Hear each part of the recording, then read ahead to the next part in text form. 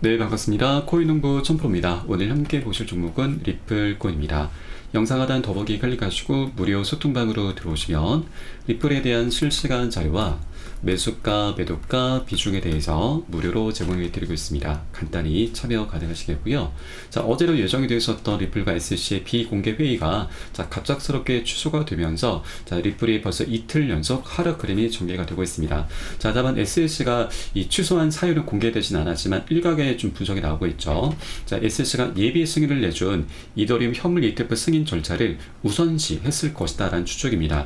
자, SC는 ETF 신청사들에게 다음 주 월요일 22일까지 서류 작업을 완료를 하고 23일 화요일부터 이더리움 현물 ETF 거래를 시작하는 일정을 제시한 것으로 이제 알려졌고, 자, 그렇기 때문에 SC가 물론 리플의 사안도 굉장히 중요하지만 ETF권이 조금 더 긴급하기 때문에 이를 다루기 위해서 리플권을 잠시 뒤로 미뤘다라는 그런 분석이 나오고 있죠. 자, 이런 가운데 자, 어제 18일 저녁 11시 59분 어제 자장경이었습니다. 자, 리플의 CEO 브래드 갈레하우스가 리플은 증권이 아니다, SC와 합의도 임박했다라는 그런 언급 기사가 나왔습니다. 자, 리플은 현재 이 소송에서 굉장히 유리한 고지를 차지하고 있고 그대로 전개가 되면은 승소할 확률이 굉장히 높습니다. 그럼에도 현재 리플의 CEO는 SC와의 합의를 현재 가능성을 열어두고 있는 것이죠.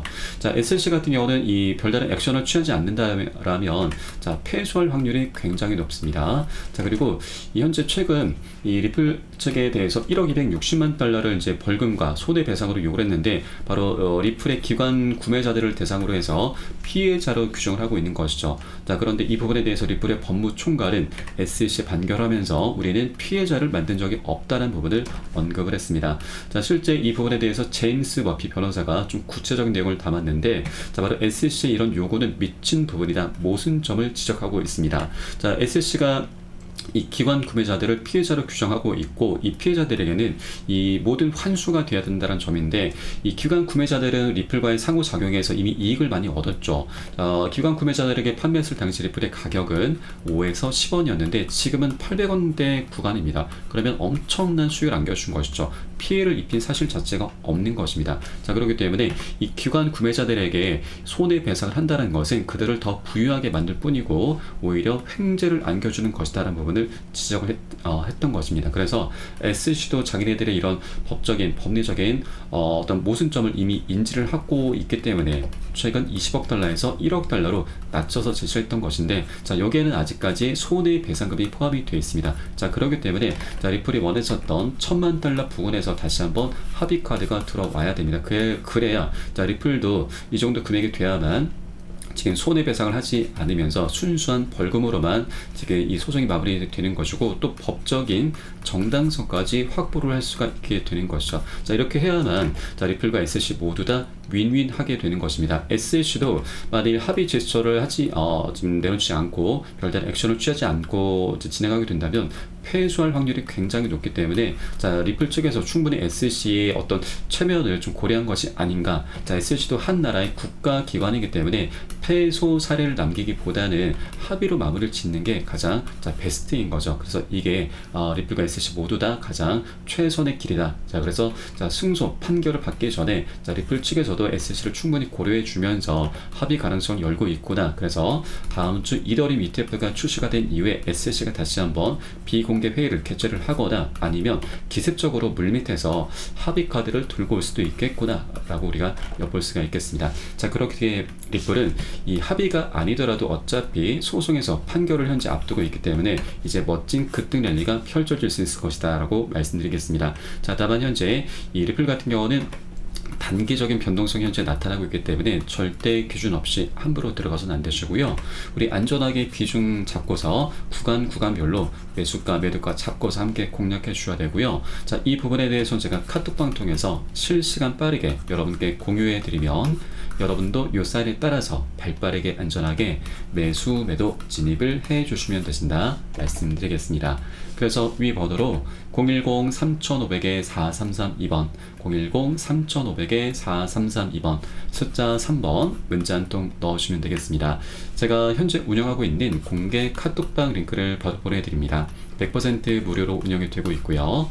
안심하고 들어오셔서 기존에 계신 많은 투자자분들께서 어떻게 매수가, 매도가 비중 관리 받으시면서 수익으로 연결하고 계시는지 지켜만 보셔도 괜찮습니다. 많은 도움 되시고 공부 되실 거다 말씀드리겠고요. 그리고 혹시라도 나는 문자가 좀 어렵다 하시는 분들께서는 영상 하단 더보기 클릭하시고 무료 소통방 통해서 간단히 참여도 가능하시겠습니다. 자, 그렇게 리플의 소송은 끝을 향해서 나아가고 있고 이제 7월 말 8월 초 정도가 되면 이제 소송의 판결이 나올 것이고, 그 전이라도 다음 주나 언제라도 이 SEC가 기습적인 합의 카드를 들고 올 수 있게 될 것입니다. 그렇게 소송이 이제 마무리가 될 것인데, 자, 그러면 리플이 이제 소송을 끝나게 되면 어떤 일이 가장 먼저 벌어질 것인가? 자, 바로 EDX 마켓 상장입니다. 자, 여기에는 작년 6월달에 출범이 됐고 총 6개 운용사들이 합세해서 만든 거래소인데, 여기는 딱 4가지 코인만 상장이 됐습니다. 자, 그중에 비트코인 캐시가 가장 많은 수혜를 받는데 약 250% 4배 정도의 수익 구간을 달성했었죠. 그런데 작년 10월 말로 해서 중국에서 채굴이 많이 된다라는 이슈로 인해서 상장 폐지가 됐습니다. 그래서 현재 4번째 자리가 공석인데, 자, 이제 리플이 소송을 마무리 짓게 되면은 바로 상장이 될 것입니다. 자, 그 근거로는 이 6개의 운용사 중에서 가장 큰 규모 그리고 가장 많은 영향력을 행사하고 있는 것이 바로 피델리티 운용사입니다.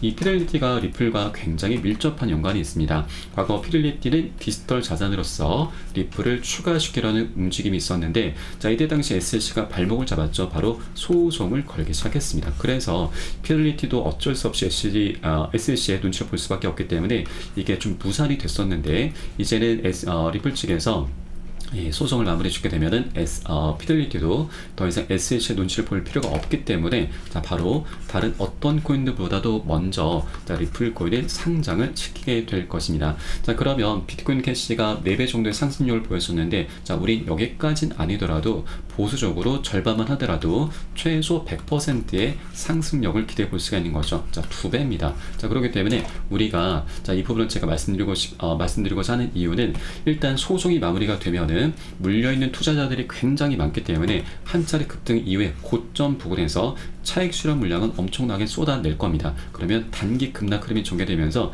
자, 이전 상승폭을 대부분 잡아먹게 될 것입니다. 자, 그렇기 때문에 이 구간에 우리가 절대 털려서는 안 된다라고 하는 거죠. 자, EDX 마켓 상장이 되면은 다시 한번 랠리를 펼쳐가게 되고, 또 다음 다시 차익 실현 물량 나오면 그때는 또 ETF 출시 그리고 IPO 등이 계속해서 하나 둘씩 터져 나갈 겁니다. 자, 그동안에는 이것들이 소송 때문에 숙제로 남아 있었는데 이제는 강력한 호재로 변한다라고 하는 것이죠. 그렇기 때문에 우리는, 자, 조정 구간이 나타날 때마다 우리가 모두 다 차익 실현하고서 떠나는 게 아니라 단기 고점에서는 미리미리 비중 살짝 덜어내실 거고요.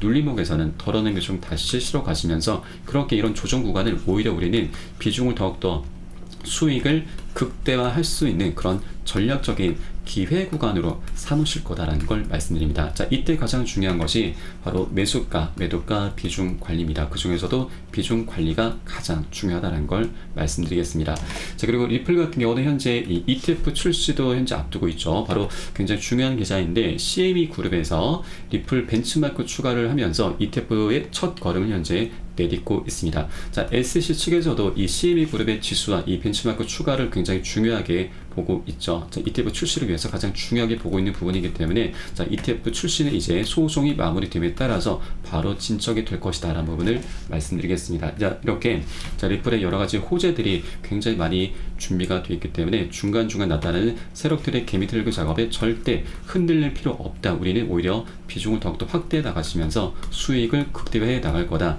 이때 가장 중요한 것은 비중 관리이고, 이에 따른 매수가, 매도가에 대해서 실시간 빠르게 여러분께 공유해 드릴 것이니까 여러분도 이 사인에 따라서 발빠르게 안전하게 매수, 매도 진입을 해 주시면 되신다 말씀드리겠습니다. 마지막으로 위 번호 010-3500-4332번 3500-4332번 숫자 3번 문자 한 통 넣어주시면 되겠고요. 혹시라도 나는 문자가 좀 어렵다 하시는 분께서는 영상 하단 더보기 클릭하시고 무료 소통방 통해서 간단히 참여도 가능하시겠습니다. 자, 그럼 오늘 영상은 여기서 마치도록 하겠고요. 자, 추후에 좀 더 좋은 소식으로 발빠르게 다시 한번 찾아뵙도록 하겠습니다. 지금까지 코인농부 첨프였습니다. 감사합니다.